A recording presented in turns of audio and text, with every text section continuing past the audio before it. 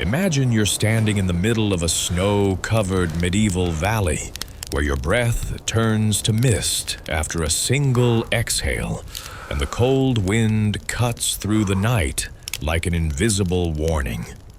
The temperature has dropped to 15 degrees.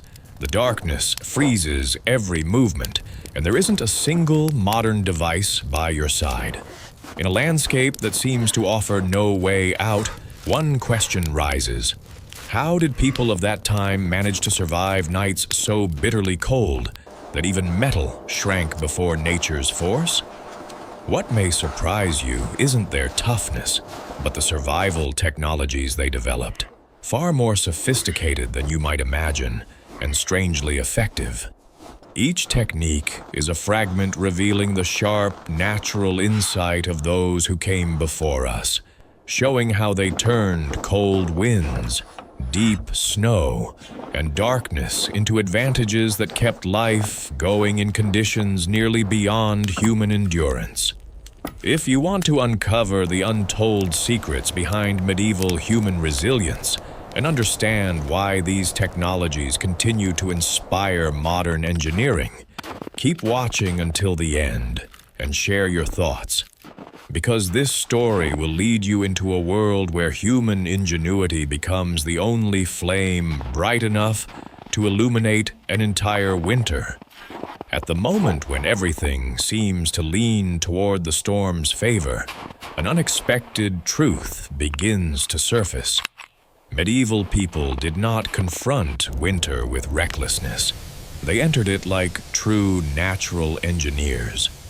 When temperatures slipped to levels that split the earth with cold, they did not curl up in fear, but deployed survival techniques refined through generations.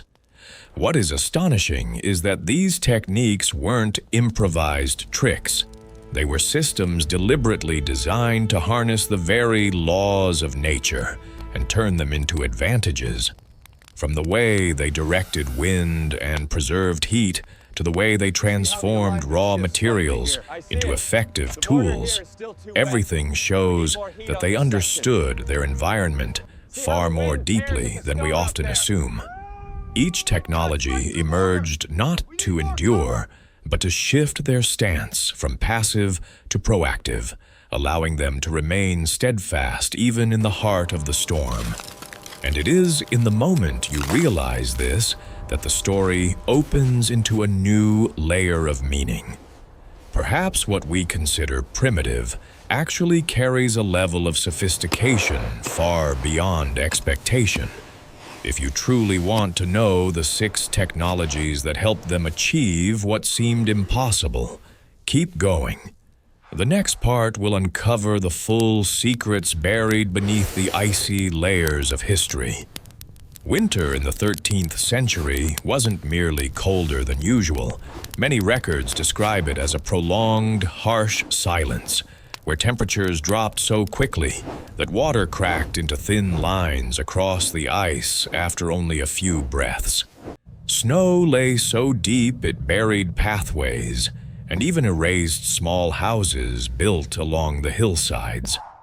It was no longer winter in the sense of weather, but a survival trial every community had to confront. And within this setting, something unexpected happened. The most refined techniques didn't appear during moments of ease.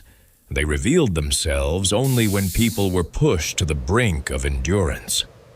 In many mountain regions, groups were forced to move constantly in search of shelter, but the farther they went, the more they began to notice something strange.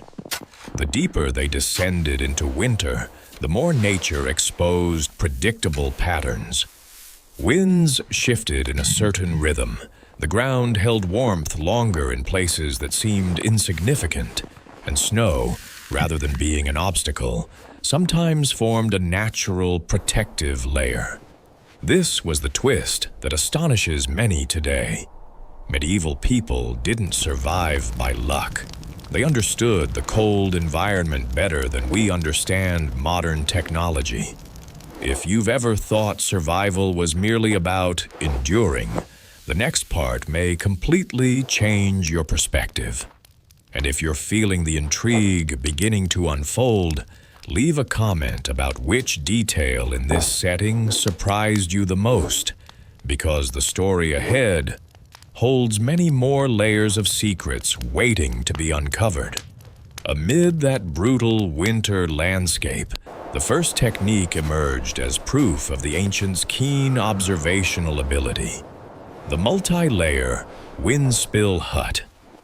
When cold winds roared and temperatures dropped by the hour, they didn't try to block the wind at all costs. They designed shelter that forced the wind to change its behavior. The outer layer, woven from flexible branches, created a surface that made the wind slide off to the sides instead of striking the hut directly. The middle layer compressed dry straw into small pockets that trapped warm air, while the inner layer of animal hide formed a stable plane that maintained heat. Each layer served its own purpose, but the remarkable part is that together they formed a system that significantly reduced wind force and kept the interior temperature stable even at the peak of a cold storm. What impresses us isn't the materials, simple as they were, but how precisely they understood airflow.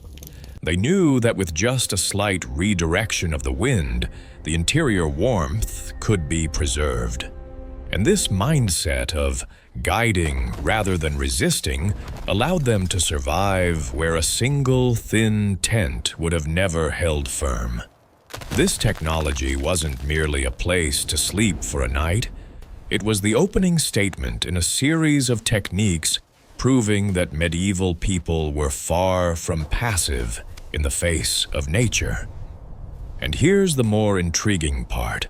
This is only the first link in the sophisticated survival system they were about to employ in the chapters ahead.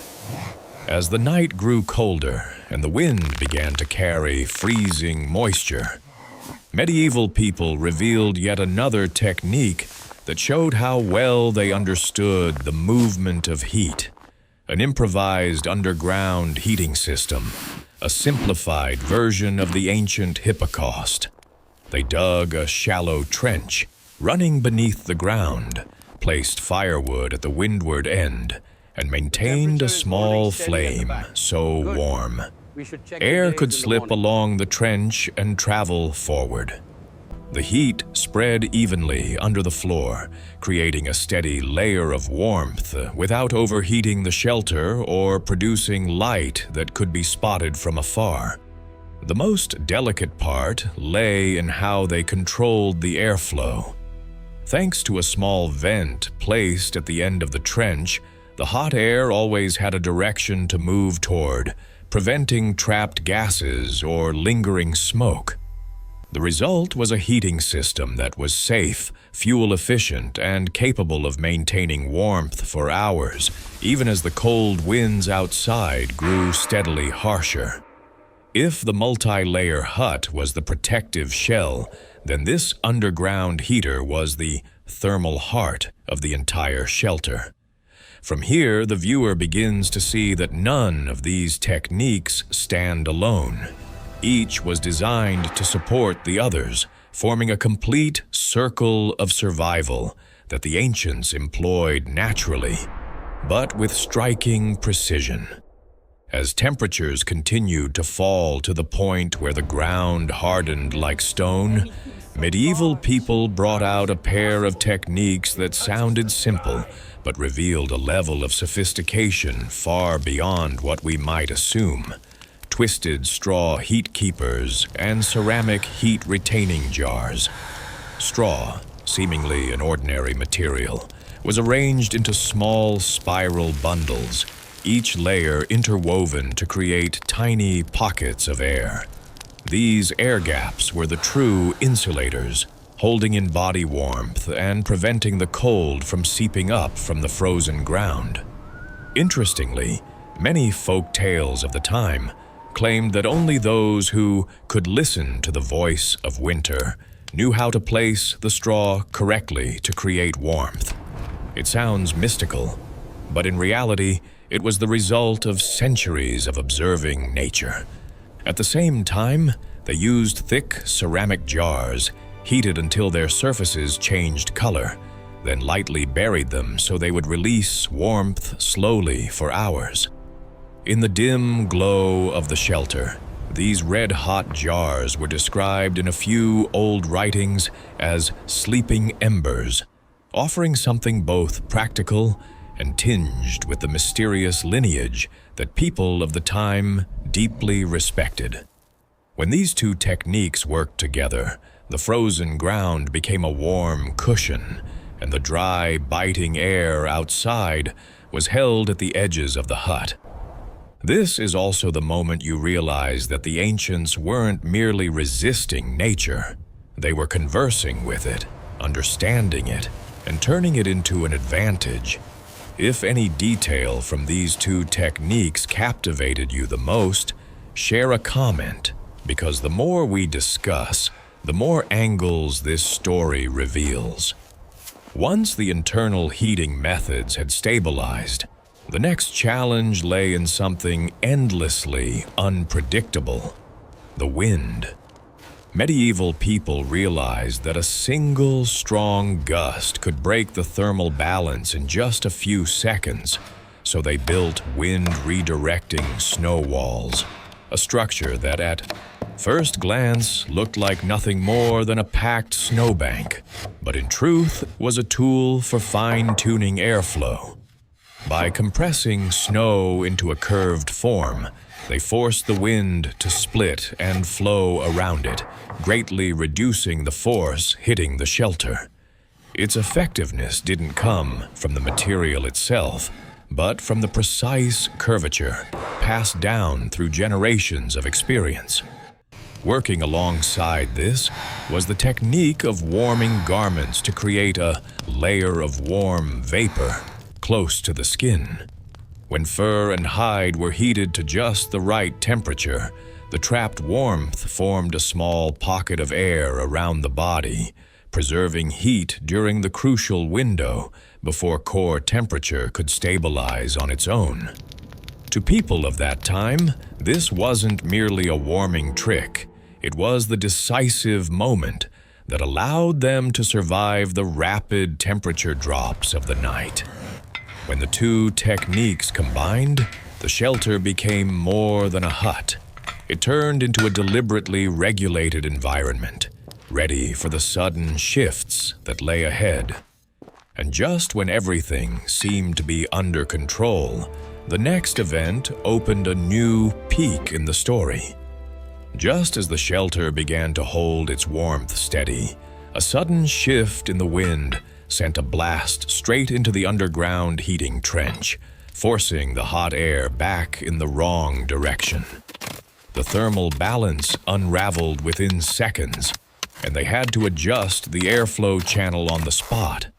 They had barely redirected the vent when another surge of wind struck, pressing against the snow wall and cracking part of its curved structure, allowing cold air to slip in along the edge of the hut. With no time to hesitate, they had to reinforce it with newly packed snow before the temperature dropped any further. But as the snow was being compressed, the ground near the entrance suddenly froze faster than expected, causing the twisted straw to lose its elasticity and reducing its insulating ability right at the sleeping area. A single delay would have cost them all the warmth they had accumulated. So they immediately activated the preheated ceramic jars, reinforced the straw base, and adjusted the snow wall. 3 actions executed in sequence like a chain of survival reflexes. Each time they resolved one issue, nature shifted its rhythm once more. And it was this relentless cycle that turned the frozen night into a true test of the survival techniques they were about to push to their limits in the next part. Amid the cascade of emergencies, Everyone would assume that the next step should be sealing every gap to keep the warmth from escaping. That's the basic survival instinct, shared by both modern people and those of the past. But what surprises many historians today is this: medieval people did not do that. They deliberately widened the vent at the top of the shelter, an action anyone unfamiliar with convection principles would call counterintuitive. Yet it was this very moment that created the twist of the entire stormy night. When the vent was expanded, the pressure difference increased, pulling hot air upward in a straight column and strengthening the convection flow. This new airflow not only dispersed smoke, but also pushed warmth to circulate rapidly throughout the shelter in a spiral pattern, as if they were guiding the air with a technique similar to modern thermodynamic models. The real drama lies in the fact that this decision wasn't reckless. It was based on generational knowledge rarely recorded in documents. Some groups believed that only when the wind is given the right path can the warmth find its way back. At first glance, it sounds like a mythic saying, but the more you analyze it, the more astonishingly logical it becomes. This bold move turned nature into an ally, restoring the thermal equilibrium they thought they had lost. And if you're watching this and feeling genuinely surprised by this twist, try leaving a comment. Would you dare open the vent wider in the middle of a freezing storm like they did? What's fascinating is that when the first light of dawn slipped into the shelter, you can imagine what they felt. Not the usual relief, but the sense of having witnessed a grand lesson from nature taught throughout the night. The hook here lies in a beautiful paradox. In cold severe enough to freeze hope itself, the quiet laws of nature became their strongest ally. These survival techniques didn't just keep them warm, they revealed how deeply humans can understand, predict, and even guide their environment. Far more than we often assume. And what's even more thought-provoking, medieval people had no modern devices, yet they possessed a rare sharpness of observation and an uncommon steadiness of mind. They didn't see nature as an enemy, they saw it as a puzzle waiting to be solved. When the wind shifted, they shifted their airflow. When the compressed snow sagged, they treated it as a signal to adjust their strategy. And when everything seemed to turn against them, they still had the clarity to make decisions we now call technical twists. This story reminds us that in any journey, the important thing isn't overcoming hardship through sheer force, but through the ability to read the signs correctly and adapt our thinking. If you've taken something meaningful from this survival journey, leave a thoughtful comment below. And if you want to keep exploring more fascinating secrets of ancient techniques, don't forget to subscribe and continue the adventure with the next stories.